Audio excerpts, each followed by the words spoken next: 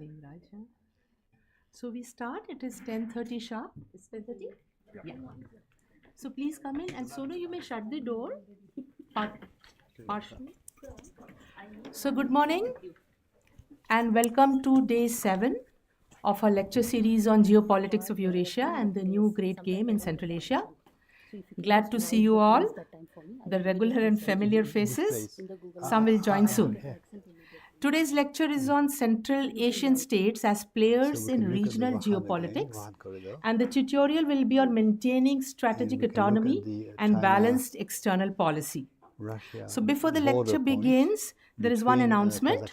Today we are going to collect your assignments after the tea break. Okay? So this lecture is going to be for an hour. After that, we have a short tea break, and then the tutorial begins. So all the best, dear friends. Over to you, Professor Shawal. Thank you very much. Thank you very much. Thank you very much. Thank you very much. Is this working now? This has to work. Thank you very much, Professor Ubadier. Dear colleague Asma and the audience, students and colleagues present today. I'm going to slightly suggest something by way of a reshifting, suggesting to talk about the Central Asian states as players in the regional geopolitics and the strategic autonomy and balance policy in the tutorial time, and focusing for the lecture on the question of the significance of engaging certain countries and affiliates in the Shanghai process. So the syllabus can be put on the screen, and let me introduce the topic first before I cover it. I wrote a few words on the whiteboard there with smileys to suggest that indeed when we talk about the significance of engaging certain countries, we can look at such or such countries or other countries. And certainly, if I draw the attention to Iran and Turkey today, I could also draw attention to Turkmenistan, although it is probably too early, but sooner or later in this sort of lecture, someone could, after Turkmenistan has changed its foreign policy, mention Turkmenistan as indeed a key player, a key actor, a key territory to the new Asia. Incidentally, the fact that Turkmenistan has permanent neutrality recognized by the UN in 1995, to me is no impediment to becoming a dialogue partner in its own right. After all, Turkmenistan became a guest to the organization, but has attended summits since 2007 or so, so it's a long, long time. And if the issue is that Turkmenistan doesn't want to join military organizations because it is neutral, then it cannot join the CSTO, but it can join the SCO if the SCO is a economic cooperation organization, maybe a security organization, but not a military organization. So refusing to affiliate on account of the SCO being indirectly hard security and will be military organization is an interesting point of contention. The more military the SCO would be, the less Turkmenistan would be able to join.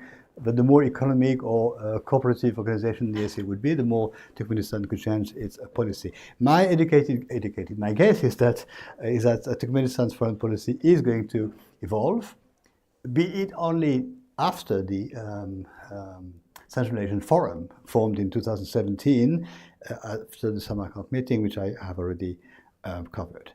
Point one of my introduction of today. Point two is to suggest that, of course, every affiliate has a significance. I'm not suggesting that two countries, rather than Turkey, have more significance or more equal than the other affiliates. And we could, again, but we won't today, go through the list of affiliates, observers, dialogue partners, and talk. I think that some countries, some affiliates, have not more significance, but a significance that we cannot underlook. They form, so to speak, a sort of core or a sort of opening to the Asia, to the new Asia, turning it through the process I call acceleration of scale, from a sub-regional to a regional and possibly to a pan-regional, maybe pan-continental dynamic. Already the new Asia, as I call it, has extended south to this region. East less so, because East is limited by the fact that China, Mongolia and Russia are already in it. And East is standing northwest to Belarus and west to the Mediterranean and so on. So point 3 of my introduction is to suggest again why are these two countries in my analysis, Iran and Turkey, particularly significant, because they represent the interface with the West, the interface in terms of cartography, the interface in terms of regime dynamics, and the interface the new Asia.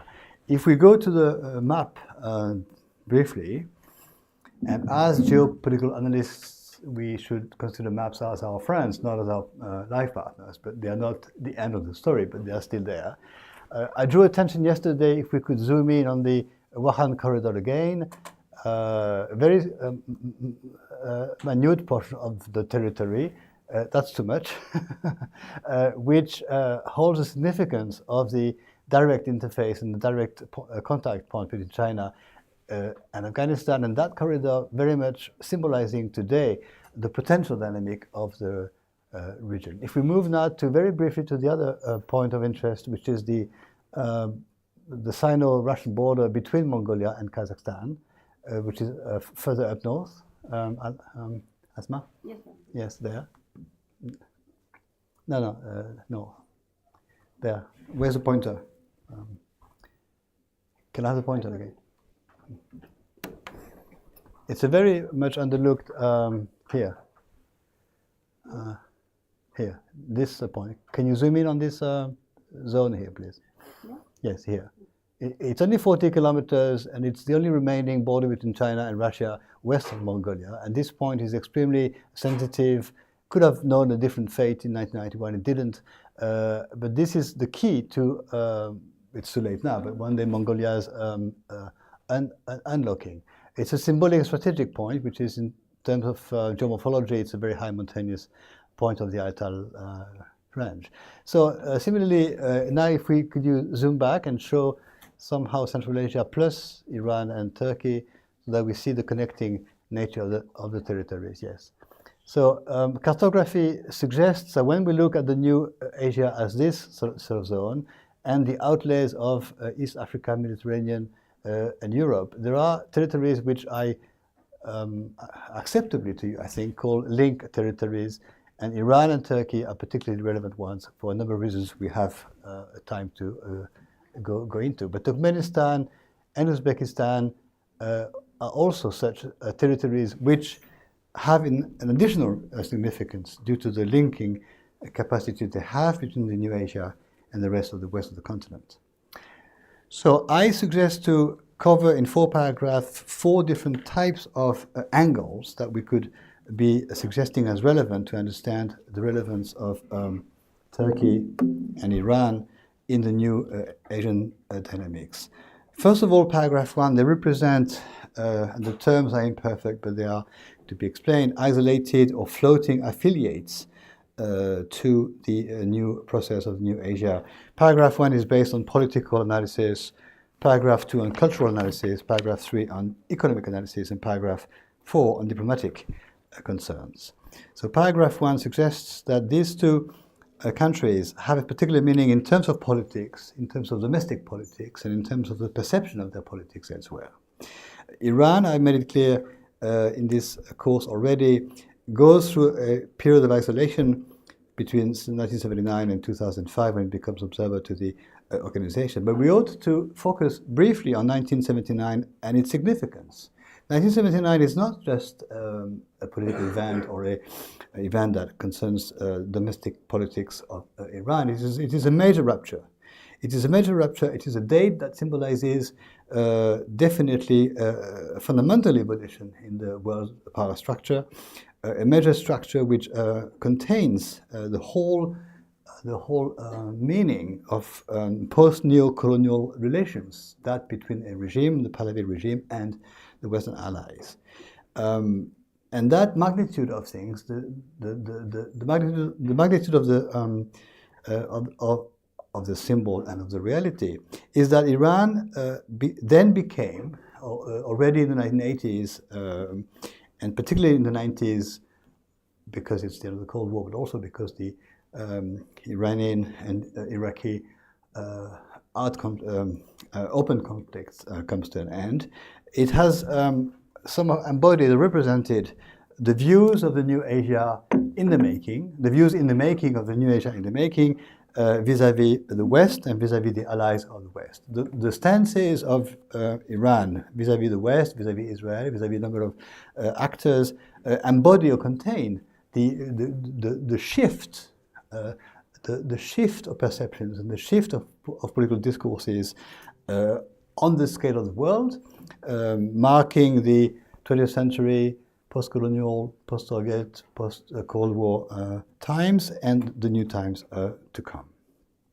I've said that already Iran and some of its presidents, not all of them, somehow say out aloud what the New East thinks vis-à-vis the West, and this is very much so.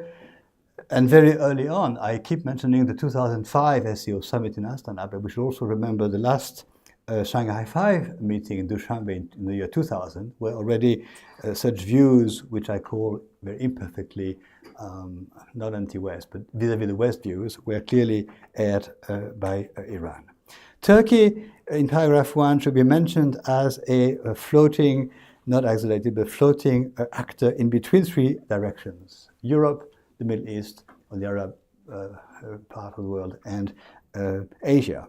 Turkey is a paradox. Turkey is a paradox because a number of dates are dates of pre-accession to the European Community. 63 is the Ankara Treaty of Association to the European Community. 81 is the mistake made by integrating Greece and North Turkey on the part of the EU. 88, 93 are the establishment of a free trade area or customs area confirmed in 93. 95 and 2002 are dates which echo again applications or diplomatic moves towards Europe. And so the history of Turkey-Europe since 63 is the history of delayed accession or delayed membership, which is now too late. So in that sense, Turkey is a symbol of European closing in my view, and therefore, or thereby, a symbol of the New Asia opening up. There is an incoherence in the European policy vis-à-vis of Turkey, which has become the EU criterianized, as I've said many times, and those criteria, certainly the economic ones, having been met by Turkey, and the political ones having been for many years on the way to being met, and then having become more complicated from the point of view of Europe after the early 2000s. So the paradox is made even more clear given that this 63 date is earlier than all enlargements of the EU, 72 and so on, all the way until 2007. And each time the enlargement took place, Turkey was, quote-unquote, missed out, whereas it was, technically speaking, in the process of being associated and considered as a candidate to the European construction. Turkey is a very modern industrial producer and market exporter and producer of products that are needed in Europe. And the same could be said in terms of economic potential of Iran. The difference, of course, is the issue of oil and energy. Second paragraph, a delicate one, called a cultural approach. Those two countries being Muslim, Islamic, non-Western, a number of terms could be used by way of cultural approach. What interests me here is not so much the domestic characteristics of these issues than the perceptions of those two countries through cultural dimensions elsewhere. Iran is undergoing, after 79, an Islamic Shiite revolution and is perceived as such as a Islamic state in the West, and in a sense, not the only, but the most visible form of Islamic revolution in the whole area, The other examples being years later the events in Nigeria in the 1990s, and in the same decade the events in Tajikistan, which for some reason are sometimes considered an Islamic revolution attempted in Tajikistan, whereas most analyses point to the fact that the so-called civil war in Tajikistan was caused by economic imbalance factors between economic communities in the country, as often is the case. But Iran then symbolized not only an Islamic revolution taking place in the country, but to some extent, limited extent it turned out to be, a revolution that could be exported. And in that sense, perhaps some analysts would suggest it was exported to Tajikistan, but not elsewhere. So there is, in fact, much less relevance of the religious factor, I think, in the interaction between Iran and Asia and the West, than relevance of a cultural factor, which is typically, as I called it earlier, a post-neocolonial positioning of the country. And I think post-colonial or post-neocolonial dynamics, however the words are not welcome, are a relevant way of analyzing the shifting or the cyclical nature of world international relations, and the transition from the 20th century to the 21st century, which is a gradual revolution. A number of days are relevant. Today we take it for granted, especially the young students. They were born after all these changes, so to them the world is organized as it is today. But it wasn't the case 20 years ago, 40 years ago, 60 years ago. It was organized differently in terms of structure and international relations, formal ones, but also in terms of perceptions and intercultural and cultural shifts. Still in paragraph 2, Turkey now. Turkey has undergone an evolution which, to some extent, is also a cultural, would be a religious one over the past 20 or 25 years. Through elections, parties have come into power, into the majority, which echoed views based on a reversal, to some extent, of the secular nature of the Turkish Republic as established in 1923. So progressively, traditional values have come back, and issues of Islamic entering politics has been present in Turkey, which is a very specific situation. The Turkish Republic is definitely created in 2013 in 1923 as a secular one. And it is a very very important prism through which to understand the nature of Turkish politics, to the extent that the so-called Council for National Security, which gives the military a specific prominence, is perceived sometimes as a risk of the military nature of the regime, which is a complete mistake. It's the role given by the Constitution to the military in 1923 is a role to guarantee secularism, to guarantee the neutrality of the state vis-à-vis religion, a concept which we in France understand very well after the 1904 law of separation of church and the state, which is sometimes not easily understood elsewhere. So Turkey has represented, in my analysis, similarly to Iran, differently of course in details, but similarly to Iran, a shift in the positioning, affirmation of the country, able to be this or that, to be secular, to be a member of NATO, to be in many ways Europeanized in its aspirations, but also capable of speaking in its own right, establishing its own, so to speak, all-around comprehensive autonomy, and that then was materialized in the very significant 2012 status of a dialogue partner to the SCO, and Turkey's role in a number of organizations, either joined by Turkey, such as the Organization for Islamic Cooperation, or founded by Turkey, unsuccessfully in 1991-1992, the great market of the Black Sea and of Central Asia, and successfully in the Organization of Turkic Turkish-speaking countries, Turkic countries more recently. So I come to the end of paragraph 2, and with these two paragraphs, 1 and 2, we have, so to speak, a classic form of analysis, or a reminder of classic indicators, factors, or criteria of understanding the significance or the specificity of these two countries and the significance for the new Asia, because I repeat, they represent beyond certain national or specific characteristics. They represent the confirmation of a shifting cultural and political stance in the new world of the 21st century. More contemporary assets or criteria can be looked at in paragraphs 3 and 4. And before I cover them, before I conclude the chapter, I would like the discussion later on to focus on the fact that other countries could be similarly dissected by me in this topic today, and we can mention some of them and go through the 1, 2, 3, 4 factors, making them relevant to my analysis. I mentioned Turkmenistan, but we could cover some other countries.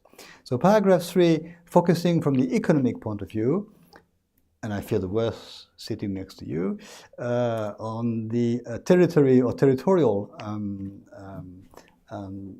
reality, the energy reality as well, and what I call the economics of energy trade. I don't know if this is clear in the, yes, it is on the whiteboard, on the screen. Now, the two territories of the countries, Iran and Turkey, are, I think, extremely interesting and relevant and stimulating for us. Cartography suggests that they are the linked territories between the New Asia and the West. Cartography confirms that they are opening up to the maritimity of the Gulf, the Strait of Hormuz, the Sea of Oman, and the Indian Ocean, and the Black Sea and the Mediterranean. So cartography tells us a lot about what they are. These territories are relevant in terms of energy production and or energy transport, and they are, in that sense, quote-unquote, ideal territories. And of course, energy transport leads to the economic role and to the macroeconomic advantage these two countries have. Iran first. Iran is the ideal of ideal territories because it is a territory and a space which is both a producer of energy, oil in particular, and gas. The production is taking place either south of the Caspian Sea or near the south of the country. So it's ideally placed because it can then export fairly easily this energy to outside markets. The distance between the south of the Caspian Sea and the open seas is more or less 1,000 kilometers, not very long. The terrain is not as difficult as it could be. A major oil producer of the world at that, of course, producer of the world at that, of course, but it is one of the key locations and offering also a point of view, although not the producer. As far as I understand, Turkey has oil reserves, but located underneath the Anatolian plateau, which is very thick and very hard to drill through. So it is mainly a transit territory in that sense from Asia to Europe, or from Asia to the Mediterranean in general. So the relevance of Turkey is basically symbolized and embodied by the BTC pipeline, the Baku-Tbilisi-Ceyhan pipeline, which we could maybe focus on the map. Could you focus on to show where Ceyhan is? Yes. I don't know if yes. Now if you move to the right, Ceyhan is somewhere there.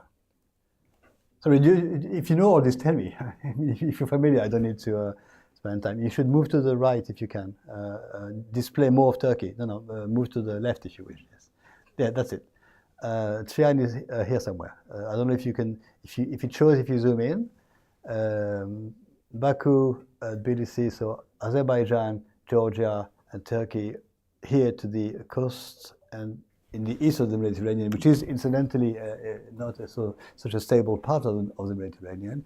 But that pipeline, which actually came into operation 20 years ago, give a few years, is not just a symbol, it is the reality of the capacity to export energy from Azerbaijan to the Mediterranean and to Europe and to the rest of that part of the world, bypassing the other alternative route, which would be from Azerbaijan, either through the Caspian Sea to Russia or through well, it's Russia, but it's Chechnya, so it's a bit more difficult, also to Russia and so on. So the BTC pipeline is the alternative to exporting energy from Azerbaijan to the west, alternative to the Russian territory. And it is the only access to the Mediterranean, the Turkish territory, unless, of course, one day other countries such as Syria and others become partners or members of the SCO. Additionally, as similarly to Iran, Turkey is a non-Arab partner to the West in the Asian space. To some extent, these nuances between Persian, Arab, and Ottoman actors is relevant, not to the full extent, but to some extent. And to finish off on this point, interestingly enough, when the BTC pipeline was built and financed, there was a difficulty to obtain European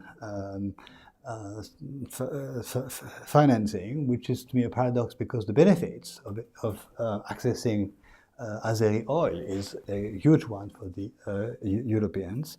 And it is at that time, 20 years ago, the USA which financed more and which actually tried to push the Europeans to partake in the financing of the construction of the BTC pipeline, which I think the EU should have, whether it's a mistake or not. I consider it a mistake, or something which had been done more readily, more voluntarily. I think, and if it had been done more readily, more voluntarily on the part of the Europeans, it could have been an asset to the European legacy of to the impact of the EU in the region. So those two territories, to conclude on paragraph 3, make sense to a large extent due to their very location. You could argue that location is a given of history, not something that one works on. But similarly, from the strict point of view of economics and energy transport, again, the stake of securing those two countries, therefore those two territories as allies or partners or economic partners is absolutely clear. And so when we come to real geopolitics, the territorial and material factors, irrespective of, to a large extent, of politics and culture and religion and so on, we see that efficient diplomacy would be one that secures those two territories in an organization or a union or an entity of cooperation. And to date, this has been the case of the new Asia that has secured those two territories by making one member, Iran, and by making another one a partner very early on, 2012, I repeat. Now, the last paragraph is also a bit delicate regarding the diplomatic analysis. These are two affiliates in the Middle East region, which is a complex one, non-Arabs, by which I mean that they offer a more diversified approach even by the new Asia. And in the meantime, of course, a large number of Arab countries have become dialogue partners of the organization. We looked at them some days ago. We can go to the list again if you wish. This means that by introduction to paragraph 4, we should remind ourselves that these two countries have joined very early on the organization of the Islamic Conference, formed in 1969 and renamed Organization for Islamic Cooperation in 2011 with 57 members, or 56 if you count only the UN members. Pakistan is in it, but not a UN recognized state yet. So this amounts to the fact that these countries are, from the point of view of this organization, fully and very early on, part of, with the other countries, of a common entity, which we could suggest to analyze, but we don't have time today for that, as a pan-Islamic dynamics, which are a current of analysis within geopolitics. So they are part of the Islamic conference, whatever the name has become today, and not part of the Gulf Cooperation Council, which is in many, many ways the Gulf Cooperation Council, of course, in political diplomatic forum, but a forum bringing together oil-producing and oil-exporting countries of the Gulf. So from the point of view of diplomacy, we shift the focus slightly to a number of simple facts, which I think are relevant to understand today how these two countries have, in my view, I repeat, shifted lastingly to new dynamics compared to the past. And in the conclusion of the course on Friday, I'll try to make clear again the relevance of the time factor. When something takes place, when when a change takes place, we ought to spend a little time on making clear how long is the past period before the event takes place, and the longer that period is, my hypothesis is the longer the coherence of the situation after the date of the change takes place will be. So the shifting of alliances which took place in the last few decades is a lasting one, in my view. It's not likely to be reversed again in a few years' time. No one can say about the long term.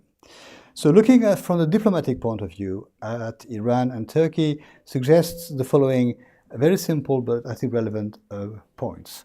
Iran can be or should be or is analyzed and looked at in terms of sanctions in many, many ways.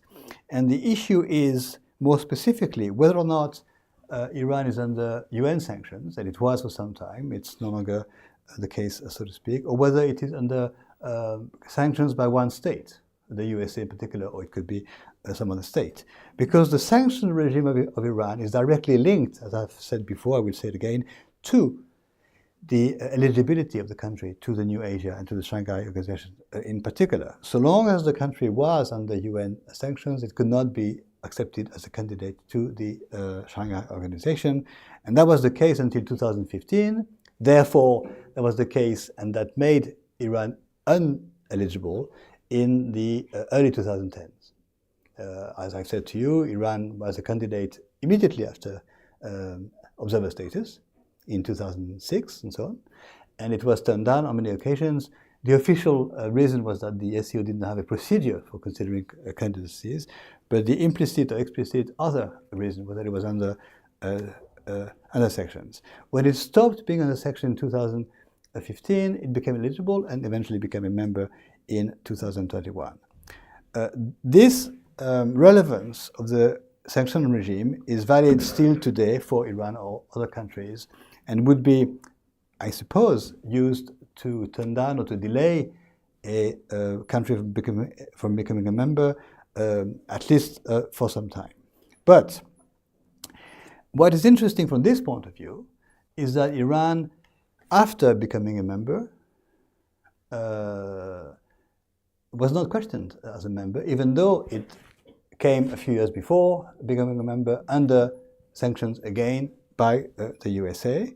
And the sanction regime by the USA vis-à-vis Iran is still in place. It's fairly strict and fairly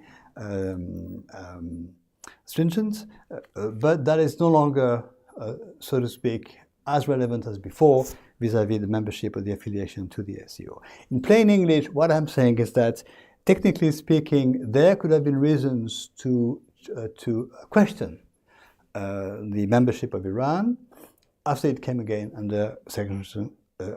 Under sections. That was not the case.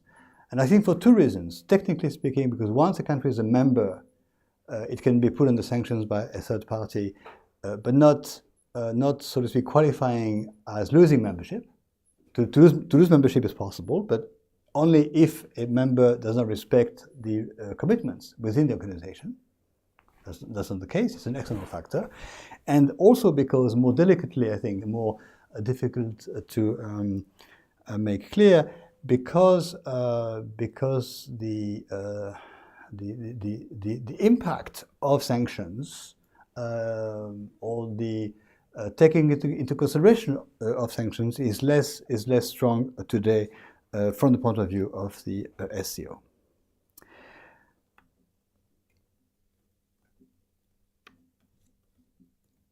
So the Iranian case, from the point of view of the new field of SCO diplomacy, is, I think, a very, very rich one that mobilizes a number of reshuffling of priorities on the part of certain countries.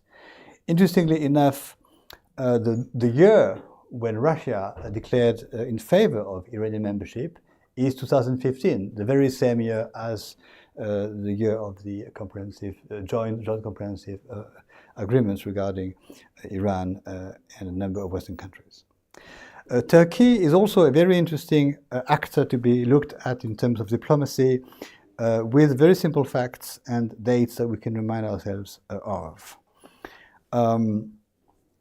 Because 2012 marks not only the moment when Turkey becomes a dialogue partner to the SCO, but it marks also the year when the Turkish-Israeli cooperation comes to an end in many, many ways.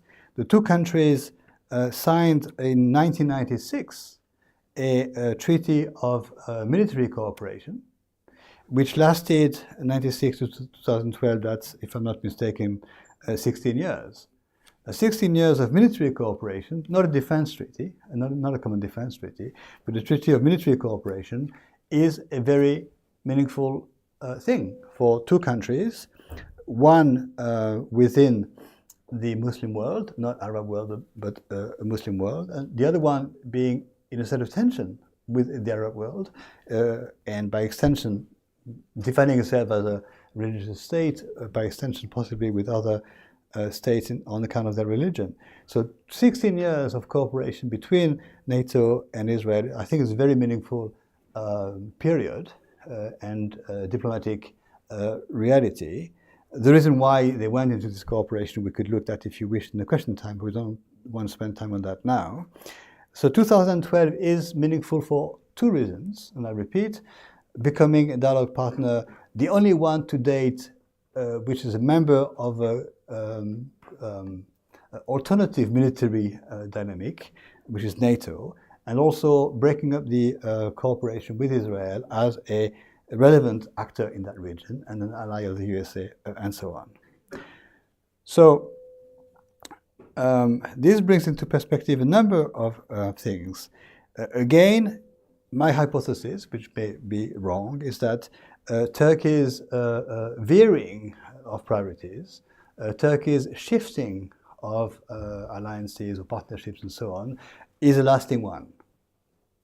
That suggests that for a number of diplomatic reasons, not domestic political reasons, but diplomatic reasons, Turkey is looking east, as the phrase goes, past Israel, past Europe, past NATO not yet, but potentially, and becoming a partner, an affiliate, and one day perhaps an observer or perhaps a full member of a new dynamic, which I keep calling the Shanghai dynamic. And if you don't like the expression, you can call it the New Asia's geopolitical restructuring in the post-Cold War, in the in the shifting North-South dialogue. I mean, we can change the names. We can change the names, but it doesn't change the reality. After all, we can call our girlfriends and boyfriends different things, but they are basically boyfriends and girlfriends. So partners, allies, members can be called different things. If names are perceived with difficulty, we change the names, but it doesn't change the reality of the reshifting of the geopolitics of the continent. So that brings me, regarding Turkey, to some concluding words. I think Turkey, similarly to Iran, is a very rich example, which symbolizes or contains or embodies a number of alternative directions which have been explored. From the point of view of Turkey, there have been 3 phases in Turkish diplomacy, and 2 of them have not proven conducive to lasting preference, and the third has become, I think, the lasting preference. The first phase is the European direction. Turkey has explored the European direction in all possible ways for a number of decades, starting in the late 50s, and of course the symbolic date of 1963, which is the Ankara Treaty. And I repeat, it is a treaty of association. And in the technical European community vocabulary, association is a preliminary step to membership.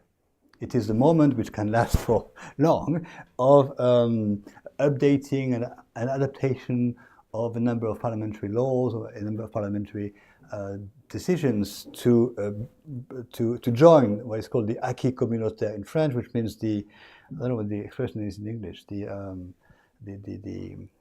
body of European community norms and agreements. So each country should somehow adapt the existing European norms and requirements to its own national system before becoming a member. So it's a transition, it's a technical transition. But politically, diplomatically, historically, since the 60s, there was a clear European path for Turkey. Then came in the decade of the 1980s and to some extent 90s, an Arab direction where Turkey explored partnerships and concluded partnerships, including mainly economic ones, with the Arab world, sending a number of workers, welcoming workers, and exchanging trade in all possible ways until that proved a direction which for macro-financial reasons was not viable and was then interrupted. And since the 1990s, clearly, Turkey has been looking to Asia and west to Asia, and we should not underlook the steps taken. One step, I repeat, is the suggestion to form, what was it called? The Great Market of the Black Sea and Central Asia. I think it was called like this. So the Great Market of the Black Sea and the Caucasian and Central Asia, bringing all the Turkic-speaking countries into some form of common market. That was the ambition. It failed for a number of reasons, not only because the Turkish president died, Mr. Özal, but because the then Central Asian partners were not macroeconomically and macrofinancially capable of securing the stability and success of a common market. Then Turkey formed or tried to form a number of entities using the pan-Turkic factor, the linguistic factor in many, many ways. And that is today still a reality. There is an Organization for Turkic Cooperation, which, broadly speaking, brings together the Turkic-speaking countries, which are much more than the Turkish-speaking countries, bringing together all the Central Asian states, linguistically perhaps with the exception of Tajikistan, and certainly Azerbaijan and others. So the expression to looking east has been used for other countries. I think India has had a look east policy. Australia, a long time ago, adopted a look into Asia policy. So these grand slogans or phrases are, of course, shortcuts, but definitely looking east is the characteristic of Turkey today. So to conclude on these points of today, I repeat what I said at the very beginning.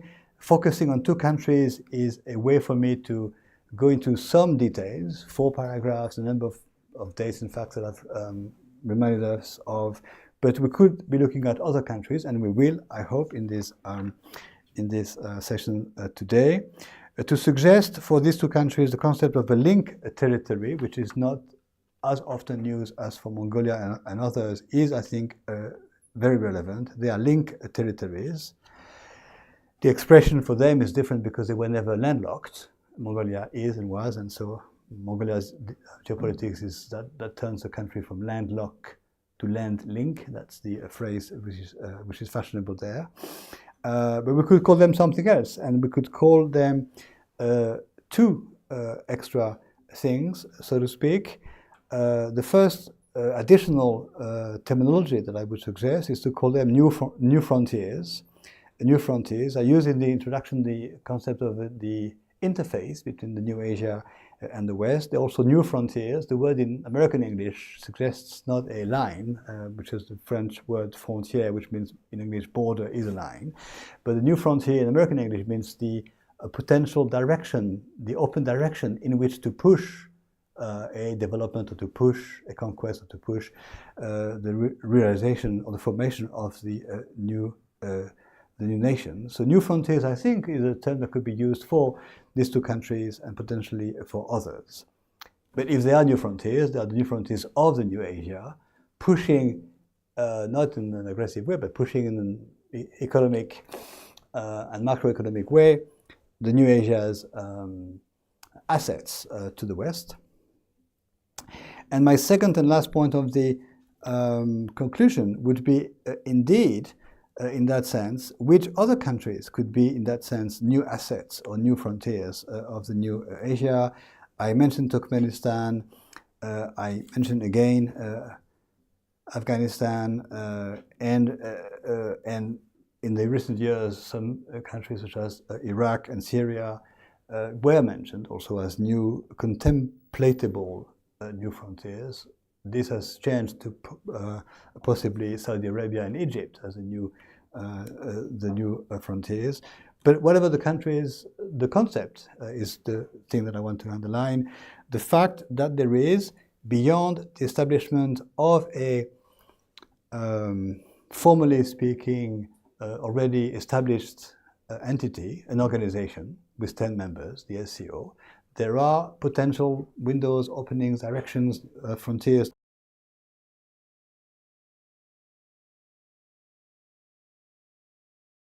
And focus on the keywords that are mentioned in the topic and the tutorial on your syllabus. The words players, the word region, the word autonomy, and the word balance. I think these are the four key words. And what do we make of these four words in the aftermath of my presentation before the tea break? I think one starting point would be to spend a little time on the four words themselves. The word player is there, of course, because we are mentioning the great game in the main title, but in fact, instead of players, we should say actors, newcomers, determining actors, or categories of actors. These are all actors. And when we say actors in a new dynamic, we mean in a way which is very delicate and sensitive and a bit touchy, in some cases, renewed sovereignty. And the concept of sovereignty for all nations has meant at some point an extremely emotional, an extremely historical shift from the past to the present. It can be at different times in history. For Central Asia, definitely this is the early 90s. And interestingly, for you to know, in these countries, the words sovereignty and the word republic and the word independence and the word secularism are almost synonyms. They are part of a new identity which is epitomized in the new adjective form, which is adding an I at the end of the country, Kazakhstani, Tajikistani, and so on. So there is a great difference between Kazakh and Kazakhstani in the present time. But independence, sovereignty, republic, and in fact you find many more times the main square in the city called the Square of the Republic than the Square of the Independence. Whereas in other parts of the world it's a different thing. For us, sovereignty has been a specific thing from the early 18th century, 19th century, and then later on stabilized as a republic in the 20th century. The word region, of course, is a word that is an easy one and not so easy to define. There is my now famous definition of a region, of a modern international region that you saw on the whiteboard in the past. What is a region? To what extent a region is indeed a assembly or a get-together of neighbor partners is the whole discussion and the whole point of my course before you this week and last week. My claim is that the SCO Asia is a region, which I'm sure you can dispute, you can comment as grossly imperfect, but there is something by way of Central Asian countries and STO members forming what my definition suggests, as you know, that you've seen on the whiteboard. Now, autonomy and balance, that is a dialectic. How much autonomy should an actor want and retain, or to that extent, perpetual or permanent neutrality, keeping out of things, and balance in joining the dynamic to some extent. And I think these are the key words which I wish to emphasize more than players and region. And we talked about Turkmenistan at the beginning. I think Turkmenistan is a good example of that.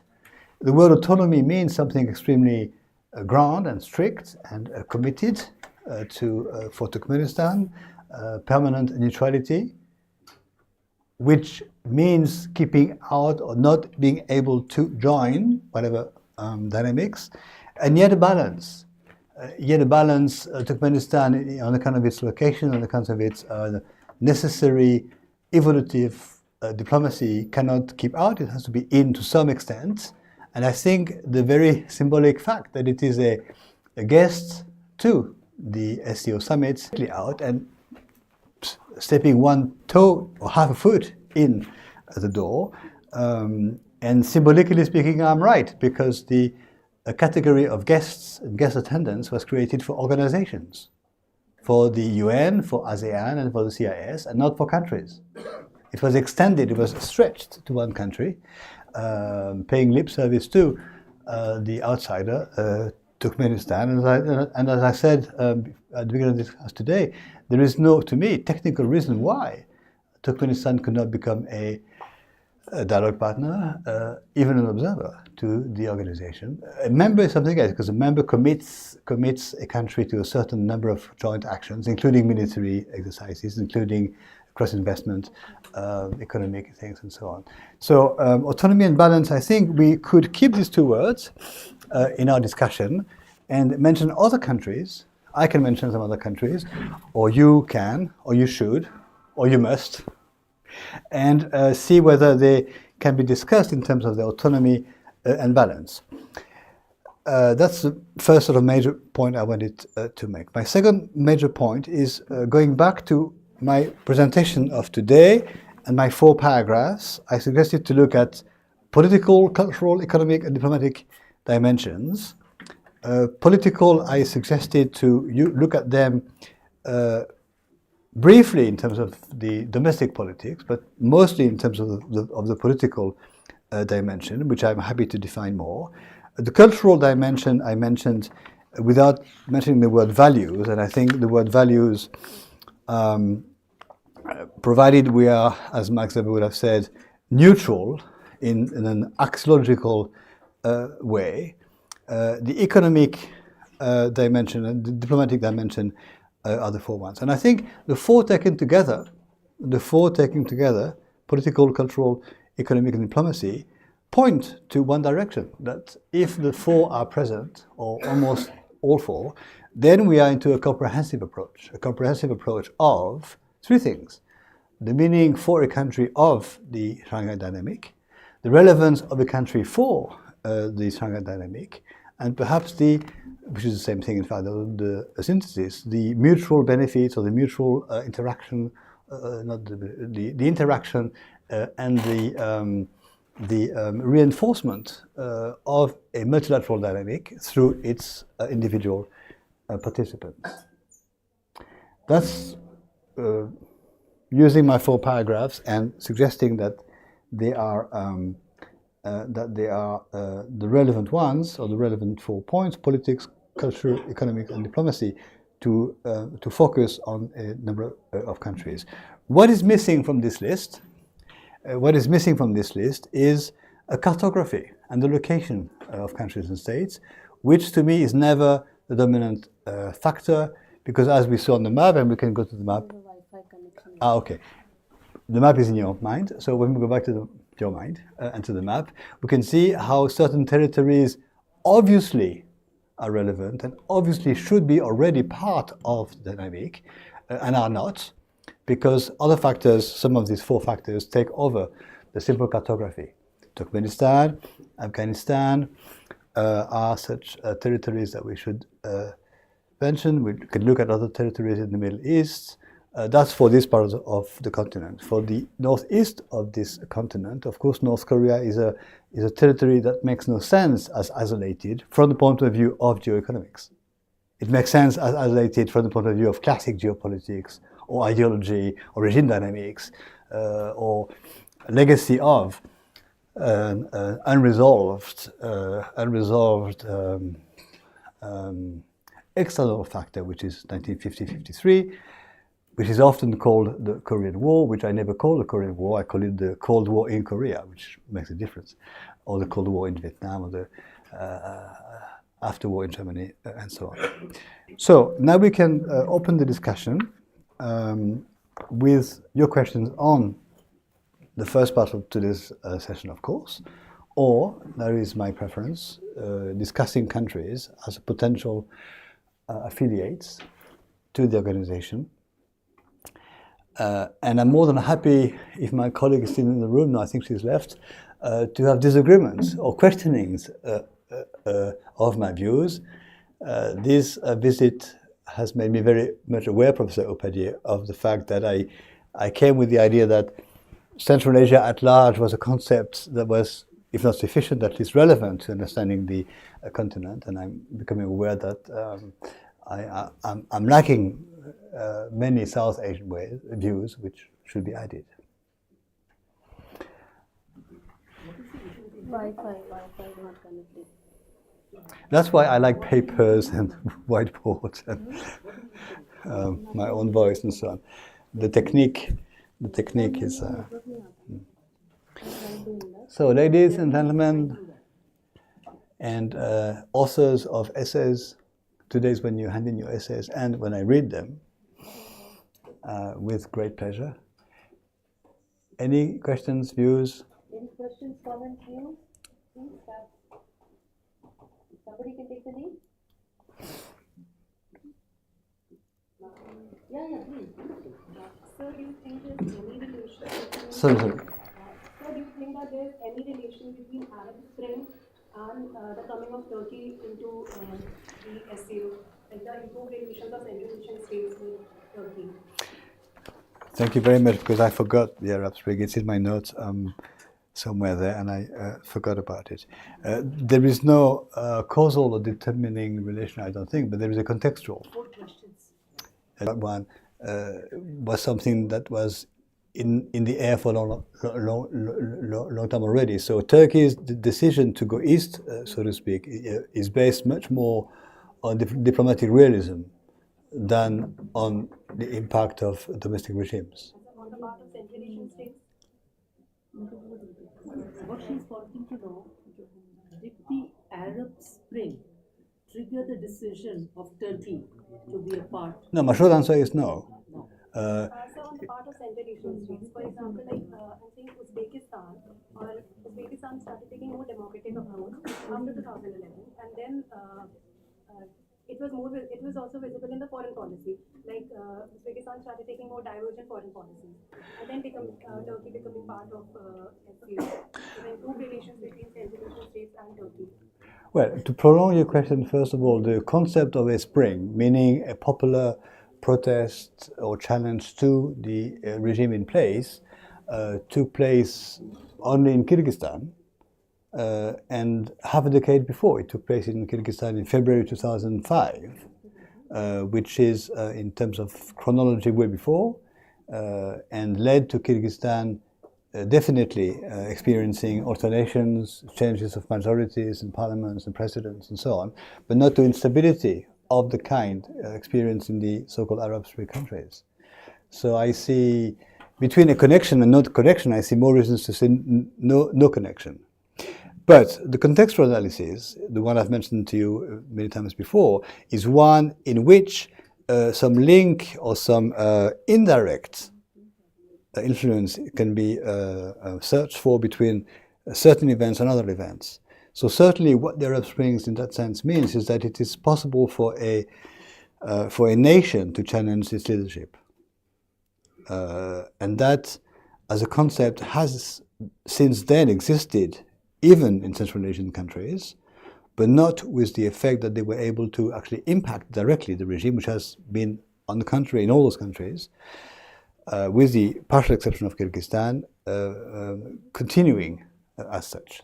They were more, the public opinion was more voiceful.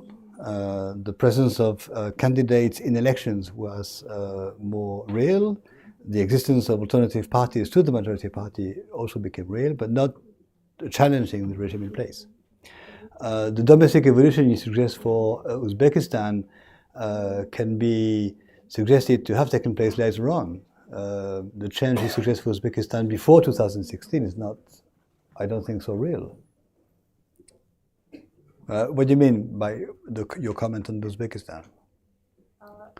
Sir, I was asking maybe there's any impact of these states were not as per se democratic.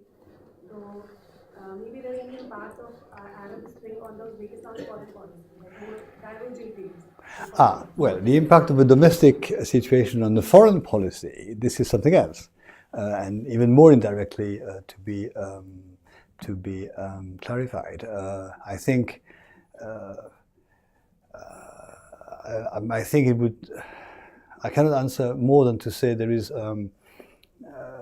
The short answer is there is no direct connection between the two. I don't think. The foreign policy of Uzbekistan has changed. This is true for a number of reasons, partly to do with the situation within the country, but not as a consequence of the Arab Spring. The major shifts, the relevant dates for Uzbekistan, roughly speaking, is that you have a first phase which goes from the early 90s to 2005, so almost 15 years, which is a long time, of a foreign policy, how to call it, clearly open to the West, clearly open to partnerships, alliances, or at least trade partnerships with the West. This changes in 2005, following the sanctions imposed on Uzbekistan by the EU and others following the Andijan situation. So a foreign policy that veered towards Russia to some extent, or towards the security aspect of the New Asia to a large extent. Then 2012, when Uzbekistan opposed the change of the CSTO treaty, and I wasn't clear enough when I mentioned this a few days ago, what happened is that the suggestion was made by Russia to change the treaty to the effect that the decision within the CSTO to open and deploy Russian military bases in partner countries would be taken by majority decision, no longer by unanimity decision, which de facto took away the right of veto from members, especially Uzbekistan.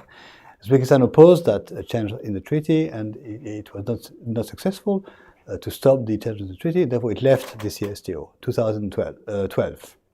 Since then, Uzbekistan has been on a sort of in-between position, not so much vis-à-vis the West, and not so much open to the West as before 2005, and not so much not aligned, but not so much close to Russia as between 2005 and 2012. Since then, what has happened is that there's been a change of president in Uzbekistan, which clearly also impacted the foreign policy of the country in the direction of improving, normalizing, enhancing relations with the neighbors.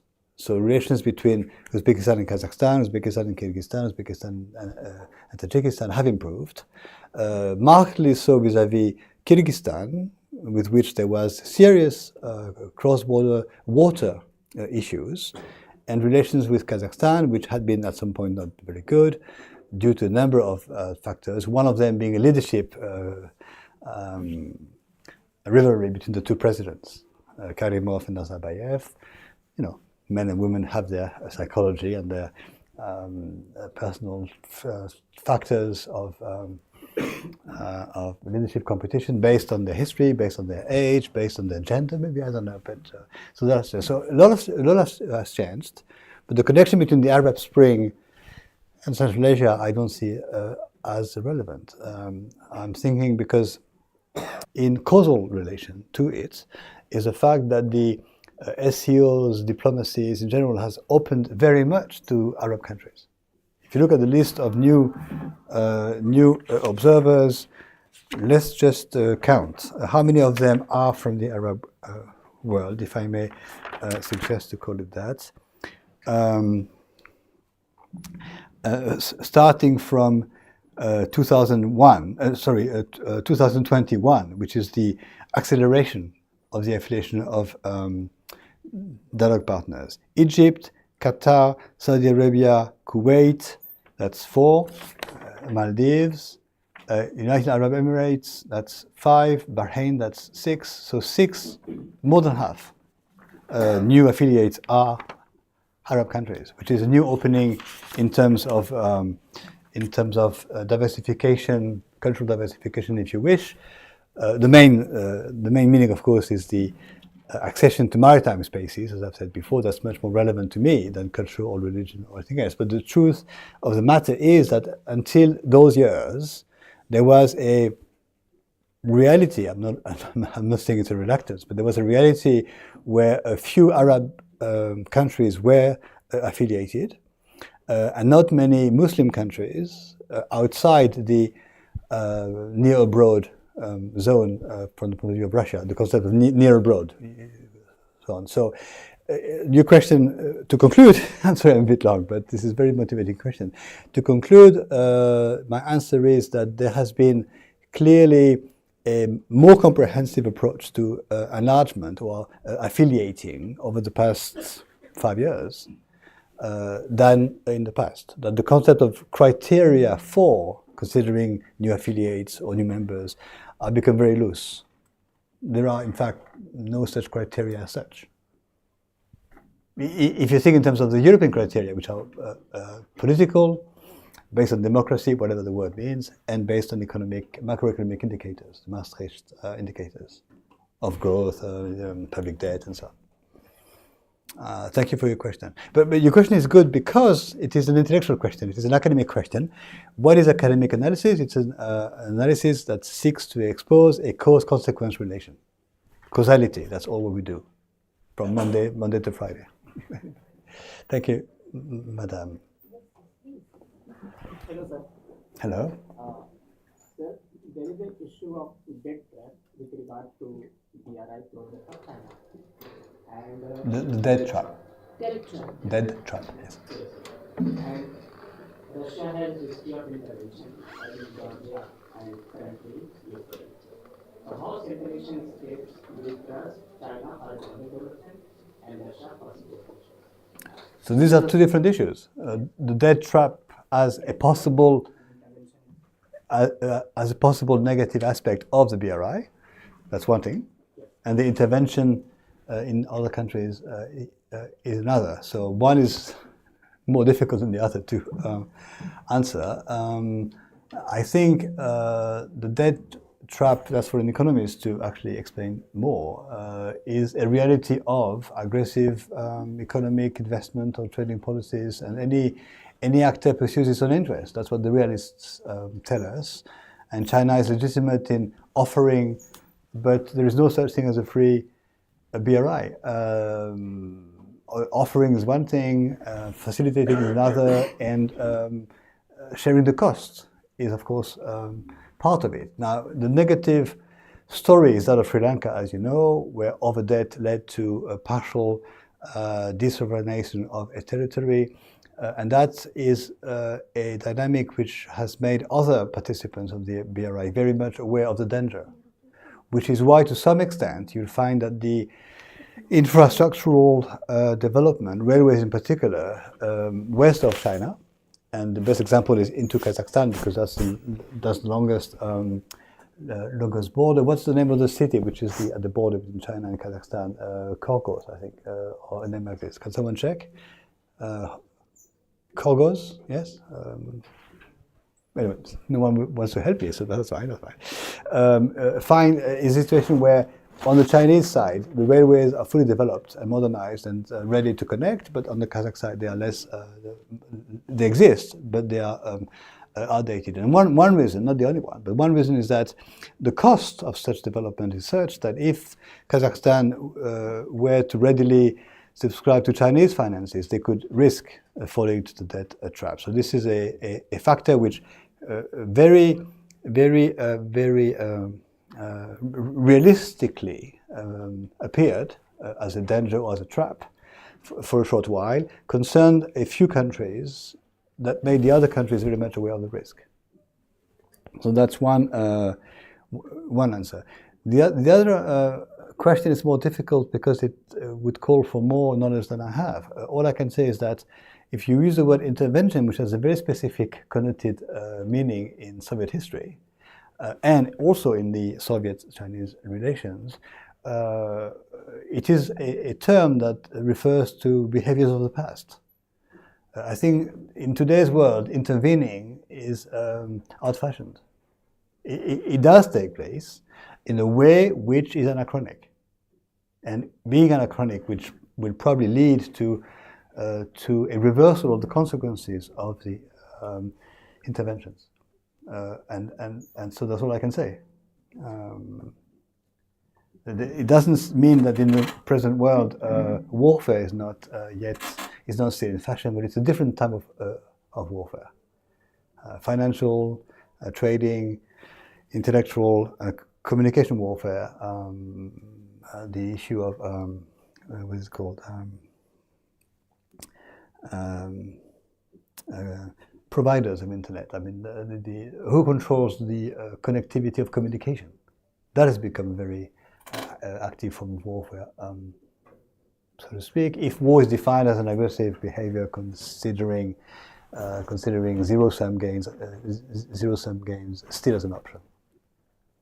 Sorry for not answering fully your question, but I lack the competence and knowledge.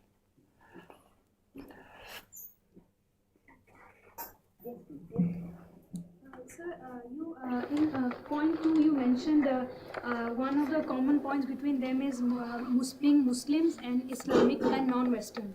So, sir, if we see this like 90 to 95% of Iran is Shia dominated, and about 4% of Turkey is Shia dominated. And in recent times, we have seen how the president of Turkey is trying to revive the Orthodox Islamic traditions there. Like, for example, establishing a mosque by overthrowing a earlier church. So, sir, how do you think religion can play a role between these two countries? Will it be a point of convergence or divergence? Again, a delicate question, but to which I have more answers because I've thought about this for many, many years. First of all, I think that when we use the word religion, we should distinguish between two things. One not being relevant to the discussion and the other being relevant to the discussion.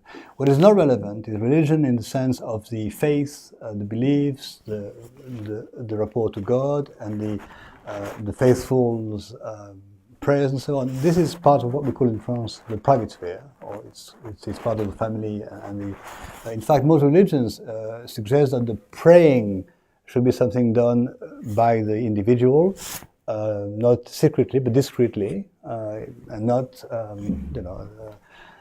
done necessarily in common. The other aspect which is relevant is the mobilizing capacity of religions, and that has characterized the past centuries to some extent. The Crusades is one form of such mobilization. The Inquisition in Spain is another form of mobilization, which has concerned all religions, Christianity and Islam and all religions. So that's relevant, but in a limited manner. It's relevant in the sense that it can be used as part of a number of political factors to mobilize communities, groups, nations into such or such geopolitical attitude. But the main determinants of geopolitics are, I repeat again, as I'm aware of it, territorial and material. It is only in the name of territorial conquest or expansions or extensions of protectionism, and in the name of access to resources or access to maritimity or access to trade routes, that nations interact in a fierce manner. That's my short my short answer to you. The other part of my answer is that I did use the three terms on purpose. You listened to me very carefully. I'm very flattered. Either Muslim or Islamic or non-Western. My point is to admit as much as I can the cultural aspects of international relations. There is such a thing in geopolitics as the analysis of panisms, pan-Turkism, pan-Arabism, so on and so on. These are movements which are cross-border, regional, pan-regional instances of mobilization based on shared values or shared identities or shared perceptions of selves, not on religions.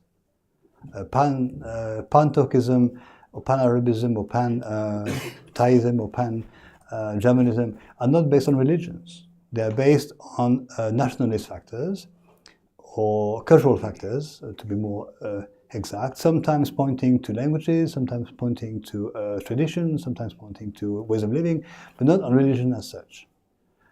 So why do I use these terms? Not to shy away from my responsibilities as an academic to mention certain realities, but Muslim, Islamic, non-Western, I think non-Western is more appropriate because it refers to the fact that there is, in history, shifts in the power cycle where certain regions dominated others in the name of what they were. Sometimes in the name of religion, not in the spiritual sense, in the political sense of the religion. And also non-Western or Western or pro-Western or anti-Western or pro-Asian are very generic terms. Within Western, you can put a number of things that you want to and we could open a discussion on what the East means or the West means and the South and North. And my starting point, if we did open the discussion, would be that these terms have changed their meaning. In fact, in French, we have two words for West, which exist in English, but one is not very much used. We have West or Western and Occident. L'Occident, which as a word you understand, but which is not used so much in English.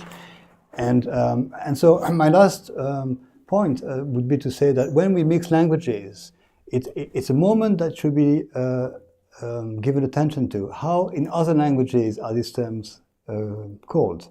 How do you say in Hindi, in Urdu, in Tamil, in Arabic, in Chinese, West, East, Western, Eastern, so on and so on. These are always words that reveal a way of thinking or reveal a perception of the reality.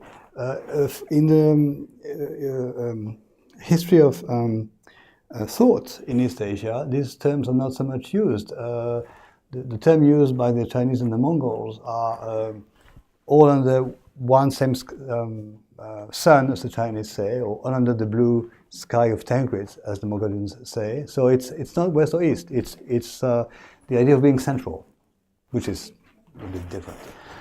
In the Korean history, there was a moment when they opened up to the West, became aware of the West and its scientific traditions very late. That was only in the 19th century. So then they devised the concept of Donghak, which means Western science, or Western scholar, or Western scholarly tradition, which was first made illegal. It was forbidden by law to read books written by Western scientists in medicine, in chemistry, in physics even, let alone other sciences. So these terms, in fact, we should teach a whole course. I'm hinting to my colleague that we should teach another course on just these terms. What do we mean by East, West, Asia, North, South, Europe, Africa? Terms we use all the time on a daily basis and that we rarely take the time to define, and which we should. So back to your question. You underlined my paragraph 2. Thank you very much. And then you said? So, will religion be a point of divergence or convergence? Okay. So my answer is that religion is much less relevant than many other factors to be considered. However difficult it might be for you to accept the fact that Europe is diverse on the factor of religion, yet it is. And definitely, I can say more if you wish, but definitely Asia is diverse on the factor of religion. That is not preventing Asia from being constructed. In terms of religions, today's member states group how many religions? 4 or 5 at least, main ones. I mean, main ones in quantitative terms. So religion is not a factor, and I would go so far as to suggest that it never was a factor. Even if you go back to centuries and thousands of years of power politics in the world, religion has been at times mobilized. Some religions were forbidden, some were kept as allowed in the practice of the individuals. And there are some scholars who argue that the most stable empires were those where religions were kept and different practices allowed. This is said of the Roman Empire and also of the Mongolian Empire, except one was very short-lived and the other was much longer-lived. And the same is said of empires being more stable if they respect all religions, languages, and even a degree of local administrative and legal autonomy in parallel to the main imperial legal system. So the Roman law was imposed, but to some extent local legal systems were maintained as well. So religion I tend to downplay as a factor of relevance. Sir, thank you very much for your enlightening lecture. Thank you for your daily compliments. My first question is whether the policy of neutrality of Turkmenistan, whether it is also, my main intention of asking this question because in your concept of EURASIAN, whether this policy of neutrality is also having some kind of impact within this SCA framework. Is having some kind of impact or it is creating a kind of imbalance within the Central Asian republics because they are fully cooperating? Clearly, it has an impact in the sense that the country has not yet been willing or considered as a partner and observer and so on. But my intuition, or my hypothesis, to call it a more academic term, is that things will change and evolve. The recent examples of neutrality being changed to participation in military organization is that of, unless I'm wrong, Finland and Sweden recently, whereas Swedish and Finnish neutrality, ever since I was their age, so it was considered as permanent, or so things change. The other answer is that I would go so far as to suggest, and I need to find the right metaphor or analogy, which might be a botanical one. There have been evolutions in the position of Turkmenistan as a country and positions in the acts of the other neighbors in their own policy. And I go back to the November 2017 forum in Samarkand. I will explain more what I mean. I think because the Turkmenistan's territory is an indispensable linked territory, because Turkmenistan, for good or bad reasons, is part of the so-called five countries Central Asia, which I'm a little bit critical of, or not critical, who am I to be critical? Am I hesitant to accept at face value? And due to the fact that Turkmenistan has such a key role to play in energy economics, all these regions point to the fact that the situation will evolve. Whether it might take a change of leader and of president, maybe, or a change in the context of the region, or sufficient, acceptable, not pressure, but persuasion being exercised by the neighbors on Turkmenistan. Whatever way it will take, things will evolve.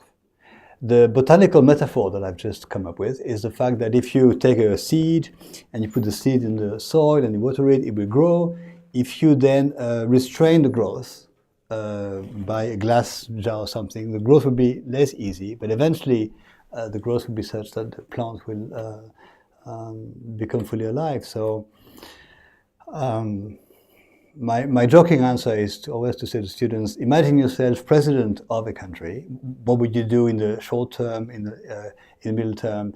And what the country does, or a president or a parliament or a majority or a party, is balance out the benefits and costs. So the benefits, the positive aspects and the negative aspects. In the early 90s, Turkmenistan, I was planning to go through each country of the region and to characterize it, but we can do it with Turkmenistan. The country chose as a post-Soviet course of action to be neutral and to remain out of multilateralism. So it was shortly part of the CIS, then it left, if I'm not mistaken. It was shortly part of some organizations and then left, contending with being part of the UN, that is for its sovereignty. And I don't think, can we check whether Turkmenistan, how many organizations is Turkmenistan, no internet, is part of, but none or very, very few. And that was the course of action chosen. Other actions, other courses were chosen, whether to remain extremely close in their positions to Russia or to become more open to the West, as mentioned before. So different positions were taken. They're all perfectly, as we say in French, noble or acceptable, but they are different, but they are probably bound to evolve. Look at Europe. One country, for mixed reasons, was kept out of the European community for many, many years, Britain, partly because Britain hesitated a lot to joining the organization. Perhaps similarly India hesitated. Also, we had a French president, General de Gaulle, who left power in '69, and the next day, 3 years later, the next day, Britain was part of the EU. So, and we've had countries which were long hesitant to join, suddenly joined. Also, things change. Positions change. So my second question is, I was just reading a few months back when through the border settlement, Tajikistan actually has surrendered some of its territory to China. So, it's my personal opinion. I don't know whether it is academically true or not, but whether in this kind of scenario, the small states like Tajikistan or Pakistan, those who are economically not well off, so they are becoming submissive to SCU.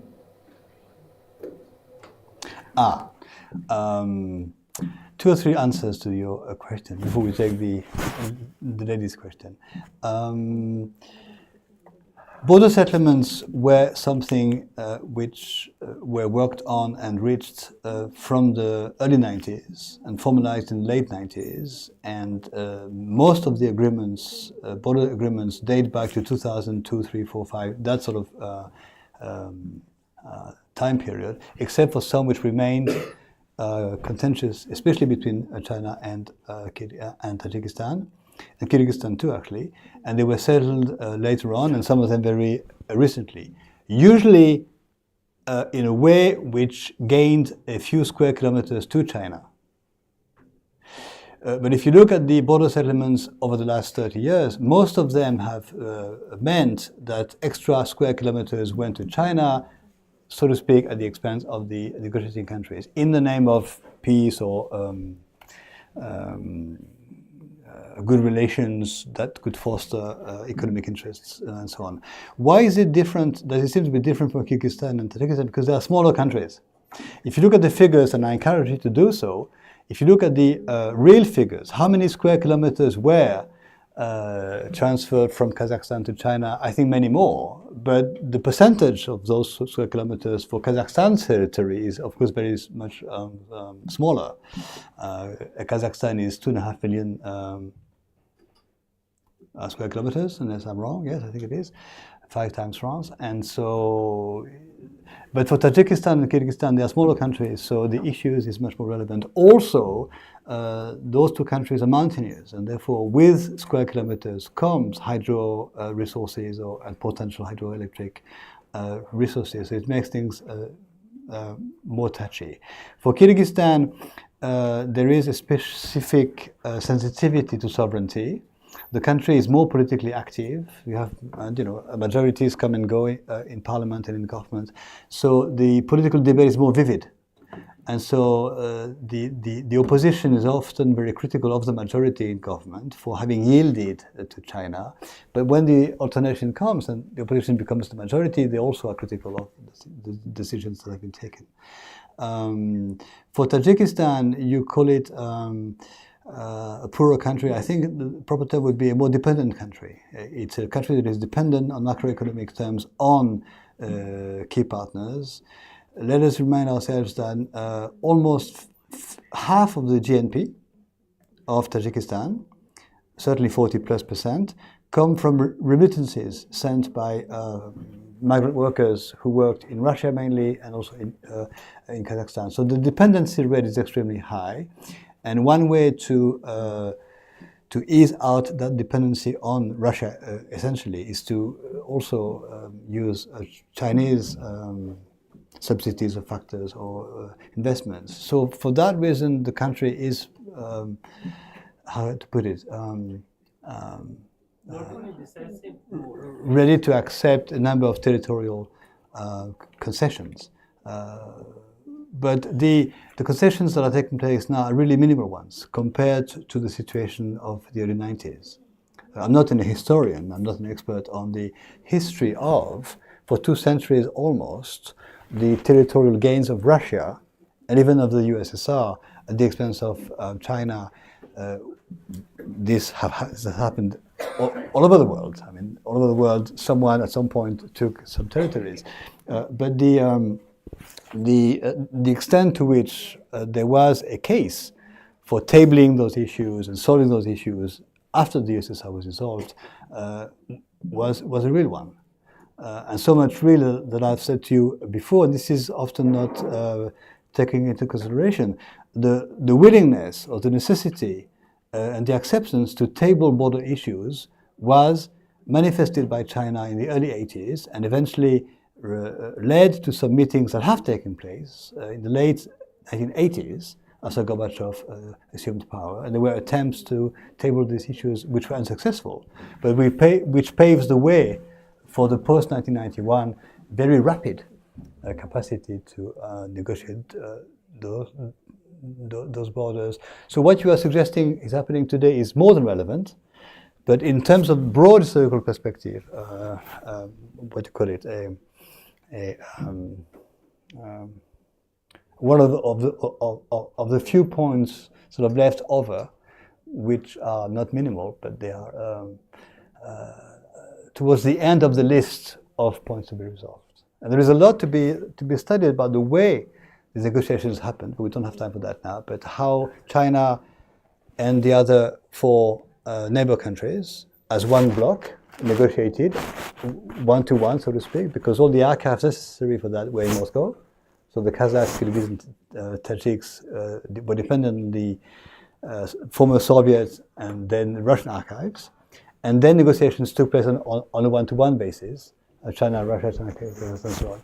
And this happened fairly easily and quickly, whereas diplomats are always reluctant to act quickly.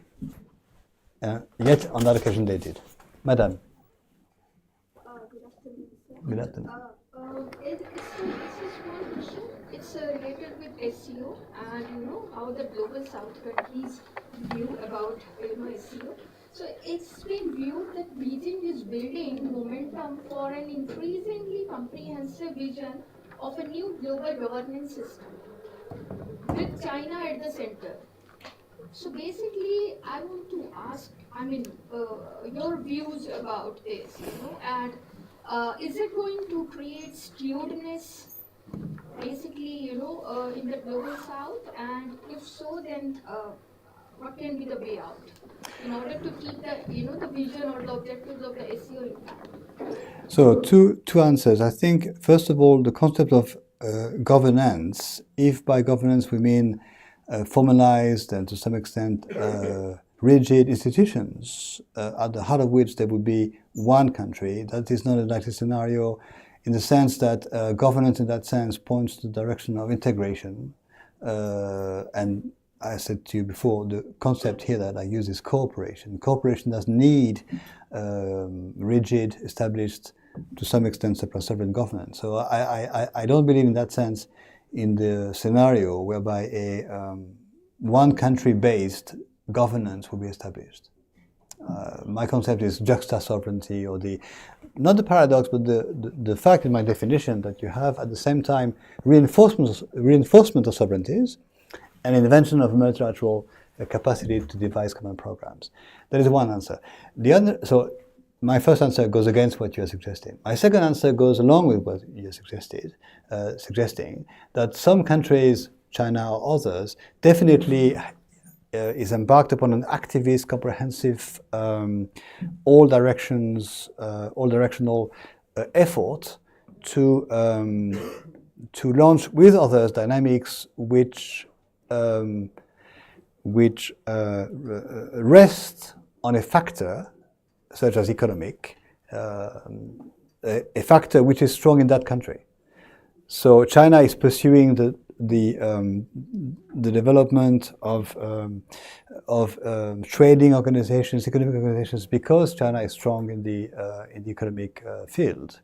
But there is one that we haven't mentioned yet, very much, called, what is it called? The Comprehensive Economic Regional Partnership. What is the exact name?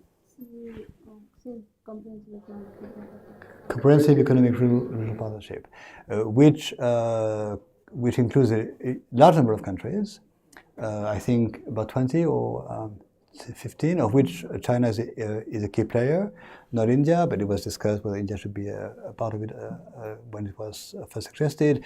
So you have that, you have the BRICS, you have the SCO, you have the New Silk Roads, you have a number of programs, all of which correspond to China's interests, not exclusively, but logically countries want to be strong and active in the field where they are strong. If you look at the European history, it's different because we're different, but the key actors in the European construction were actors which history made prominent in political terms, in the leadership of Europe. And I sometimes oversimplify the construction of Europe by saying what happened in the 50s with 6 countries, it is the merging of common sense between 3 countries that have played a key role in the military and political fate of history, France, Germany, and Italy, for good reasons or bad reasons, whatever, in the century before, or more or less, and 3 countries, small countries, which invented the concept of community. The Benelux countries invented, in my view, the concept of a community, innovating from that preceded the concept of entente, the Baltic Entente and the Balkanic Entente, and the community with an interesting reality. The Benelux is sometimes understudied. They invented not common currency, but fixed currency exchange rates. They overnight decided that the Belgian, Dutch, and Luxembourg currencies were on a fixed parity thing, thereby stabilizing the exchanges, which at their scale was a huge step. So they invented the concept of community, which was taken on board by the other 3, and the 6 of them together meant that the new Europe was invented in the 50s. Missing from it, of course, other key players of Europe. Europe cannot be fully realized without England or Britain, because the history of Europe is partly that. Poland, Spain, they came in later, but they had to come in for and of course East Europe, and in my view, Turkey, but it's a lost cause. I wrote a text which was called, what is it called? The logical necessity, I think, to associate and integrate Turkey into the European construction from the point of view of geopolitics. And I stick to my point. Anyway, there was a hand raised, I think, behind. Thank you so much, sir, for the insightful sessions you've been giving. My question was like, over the past 5 years, the Caspian Sea, Red Sea, and the Mediterranean Sea and the Gulf regions have been the flashpoints for the conflicts that have disrupted the regional stability and the global interests. So you mentioned the roles of the Iran and Turkey in energy transportation. So my question was like, how can Iran and Turkey strategically engage in Central Asia's energy and trade dynamics to create a framework for regional economic interdependence? This is the first question. And the second question... Okay, let's take the first question first. So how can Iran and Turkey realistically or with credibility engage in a trading construction in the region? Well, very easily so. I mean, I've underlined the factors of complementarity, territorial, of course, mainly geopolitical at the same time, and even cultural, not in the sense of religion, but in the sense of shared values. Clearly, Iran and Turkey today share more values with the New Asia than they do with the West. And the West, we should find some alternative terms. Let's call it Western Eurasia, which is a term that I used 20 years ago, and which was at the time not used so much, not because I was, visionary, but because the term Europe is connoted to the West in the 20th century sense. But in terms of shared values, Iran is looking east, Turkey is looking east as alternative to other directions. And both countries looked very hard in other directions. Iran looked very hard at the Gulf space. Iran applied at least twice, maybe 3 times to the Gulf Cooperation Council, was turned down. Turkey applied to the European Union on many occasions. So they really looked hard for alternative directions. And Asia proved the one that was more open in the context of the post-Cold War and the 21st century. So these two countries obviously play a key role. And of course, the difference is between ideal, typical academic analysis on the one hand, and realized, practical, concrete political realizations on the other hand, is real. It may take years or long years before the two come together, but the trend is there. I see clearly for countries such as Iran and Turkey, even Turkmenistan we just discussed, the fact that they are already or will become, let me find the right word, partners to the new dynamic, which we call energetic or energy transportation or trading issues. But this is why more and more we need economists to join our research, because they can tell us what the macroeconomic reality is, what the public finance reality is, such things as productivity, currency reserves, economic policies. They are now becoming more relevant to understanding what is happening, because the other factors, which are classically diplomatic, political, military, so on, are now not less important, but they are clarified. Whereas the economic dimension is. So given the persistent conflicts. Sorry. So given the persistent conflicts in these critical waterways, can their collaboration offer the viable solutions to stabilize trade routes and reshape the geopolitical landscape of the Gulf and the broader Middle East? I'm not sure I understand the question. So do you want me to come in? Yeah, trade routes, you mean in the logistical sense or in the diplomatic sense? I'm saying, given the persistent conflicts in these critical waterways, they have been having. Which waterways? So they have been having recent conflicts in the last 5 years in the Red Sea, and all of them are having major waterways issues. So in that case, can their collaboration offer the viable solutions to stabilize the trade routes and reshape the geopolitical landscape of the Gulf and the broader Middle East Asia? Broader Middle East. Yeah, the short answer is yes, in the sense that I would use again the term diversification. Some waterways are unstable or blocked. Alternative waterways are explored, and I think there is a case for suggesting that the New Asia's dynamic is one that could be summarized, excessively so perhaps, but still to some extent, by the maritimization of continental Asia. Those countries are characterized, at least China, Russia, and Central Asia, by a very specific connection to maritime geopolitics in their history. The 500 years of Russian geopolitics is essentially summarized by one priority: access to the seas. Yes, from the the great Duchy of Muscovy or Moscovia in the 6th century, expanding to the Baltic Sea, to the Caspian Sea, Black Sea, and so on. So this has meant that the most powerful, the most relevant actor as a continental actor, Russia, is also characterized by maritime geopolitics to a large extent, which to me explains also some of the recent developments.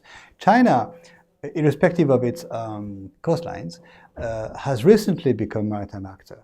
In geopolitics, when we say continental or terrestrial land on the one hand, or maritime on the other hand, we do not mean the size of the territory or access to the sea. We mean the use of the territory with success or not, and the use of maritimity for power construction. So when a country has land or has access to the sea, and secondly, attempts to use that geographical characteristic as the basis of its power, then we can talk about the land or a maritime actor. So China has recently turned itself into a maritime actor. Recently meaning half a century, whether it's the 80s in terms of exporting capacities and opening of free zones in its ports and all that, or whether it's the naval equivalent, reinforcing its navy and so on, is discussion. So these have turned into, well, for Russia, Russia has remained and China has become maritime actors. Central Asian states have been landlocked for so long that we forgot they were in any way connectable or by the maritimity. But part of the present geopolitics is to turn them into linked territories and connect them to the maritime spaces. And it's not very far. If you go through Turkmenistan and, well, they have the Caspian Sea, two of them. And then from Turkmenistan to Iran and so on, you have access to the sea. So there is this, looking for the right word, this prism or this indicator to be used, or this factor to be used, access to maritimity. So back to your question, there are troubled waterways, as you call them, but there is an attempt to diversify. When something is blocked, something else opens up as a possibility. Not only for those countries. If you look at the USA, clearly the USA has redirected its energy import routes from the Red Sea and the Mediterranean to the route that goes around the continent of Africa. And as a consequence of that, not as a cause, as a consequence, the supertankers used by the USA today are too big to fit into the Suez Canal.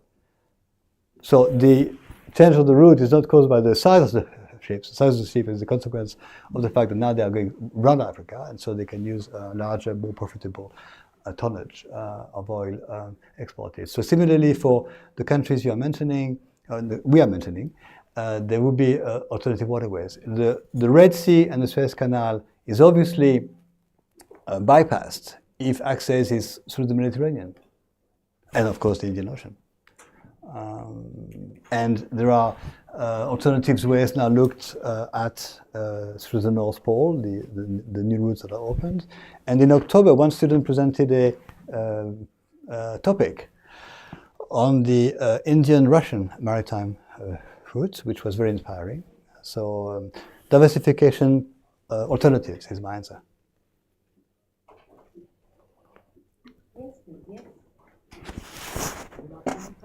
Good afternoon. Sir, actually, my question is regarding today's Ukrainian topic. So, Central Asia have many neighbors. One of them thinks like it's their own backyard. There is China, which is investing billions of dollars in as an infrastructure kind of thing in this Central Asia. Then there is a USA, which is interested in this region due to its location and its resources. Then there is Iran, which is interested due to the religious kind of thing.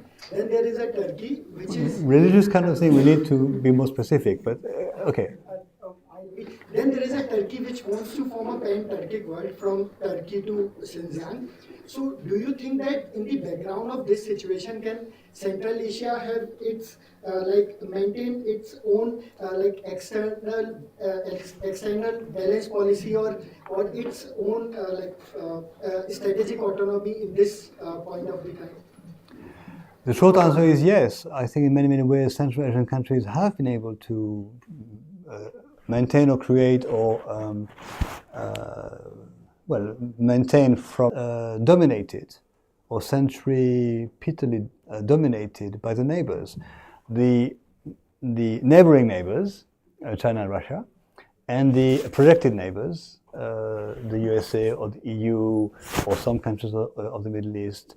And all of these actors are sometimes referred to as providers, dominant providers, or welcome or not so much welcome providers of either security, in the words of my colleague in Tashkent, Farhad Tolipov, or providers of investment, or providers of other forms of development aid. All these other countries or organizations opened offices in Central Asia. The Japanese and South Koreans opened the equivalent of whatever it's called, Korean Overseas Investment. Anyway, I forgot the exact names. The USA did as well. The EU did as the EU, meaning a multilateral event. The Saudi Arabia did also, and Turkey. Yeah. For the anecdote, when I first traveled in these regions, I realized that most hotels were in fact owned by the Turks. I mean, there were a massive tourism investment by Turkey in that region. So, of course, there were attempts by the neighbors and other countries to move in. You know, humanity is what it is. Whenever something opens and is not a vacuum, but is in need of investment or a presence, there are people who are prepared to offer that investment or presence. So they all did. But have these countries become dependent, in the sense of excessively dependent on the countries you mentioned for their hard security or investments on? I don't think so. There's been a degree of balance and diversification to a large extent. Some needs have been met by their own multilateral dynamics. The CSTO offered post-Soviet military cooperation on the plaza, so it was there. The SCO is offering security organization, economic cooperation, facilitations, and so on. Some needs have been met by bilateral relations established by each of these countries with other partners.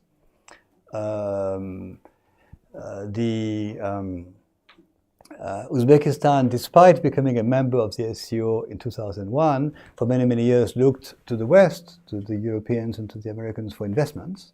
So they have been able to balance out to a large degree. I would suggest that the capacity to maintain a balance is much more than the partial reality of being dependent. But of course, one is always dependent on neighbors. That is not de facto a problem. It depends how dependent. So economists, again, can look at the figures and tell us what is the figure. What is the percentage of Kazakhstan foreign trade or GNP realization with China?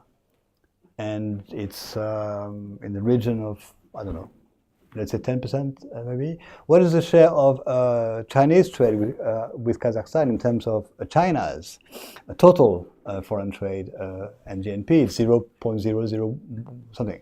So it's imbalance in that sense. Yes, of course it is, but not imbalance at the risk of a trap or excessive dependency.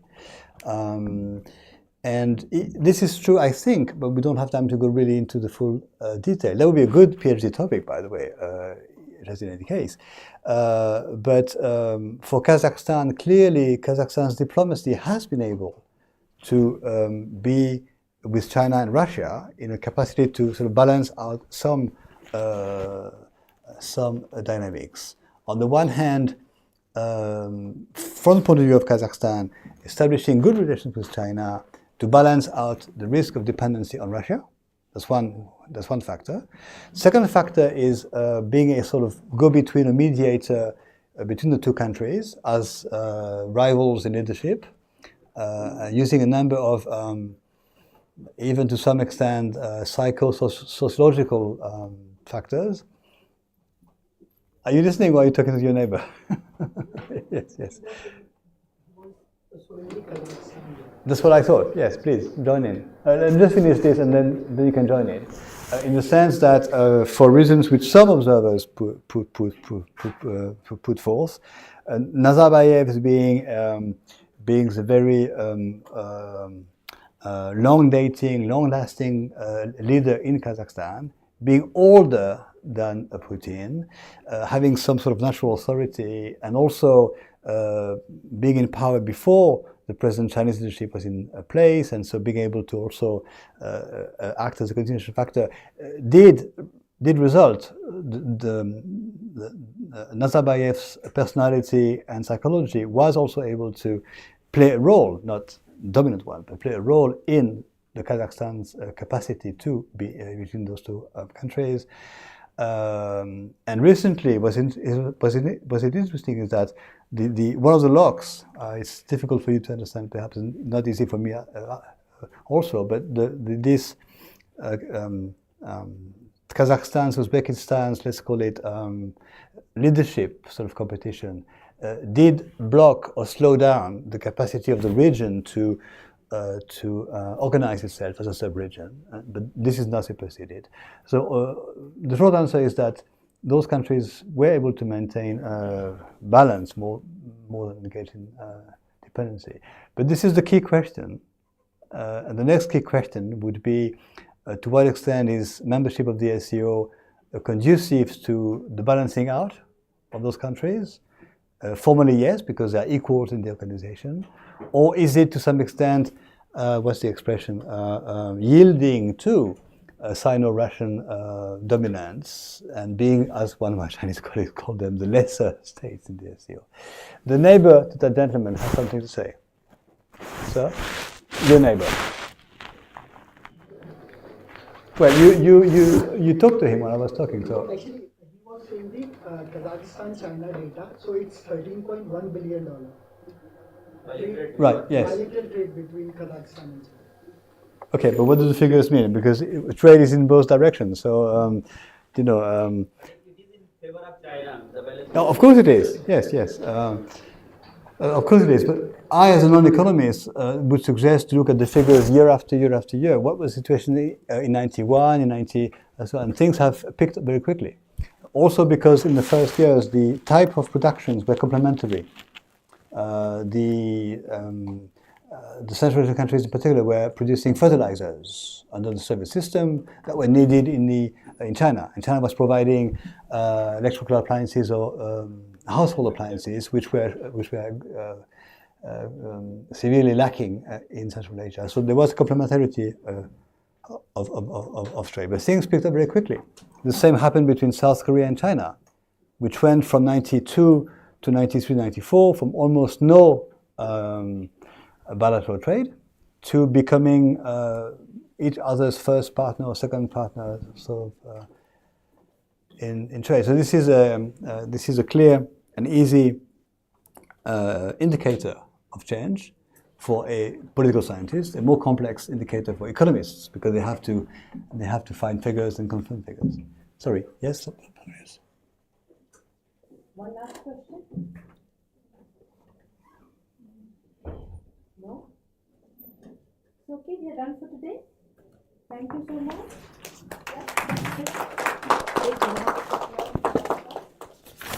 Sorry for the Wi-Fi today. No, So I've spoken to the person. He's saying he'll come tomorrow. there is no ground on which you should be. Yeah. I'm sorry, this is a technique. It doesn't Sorry matter. for We this. can do without the technique. We have done for many years. I'll try keeping some maps tomorrow. Yes. No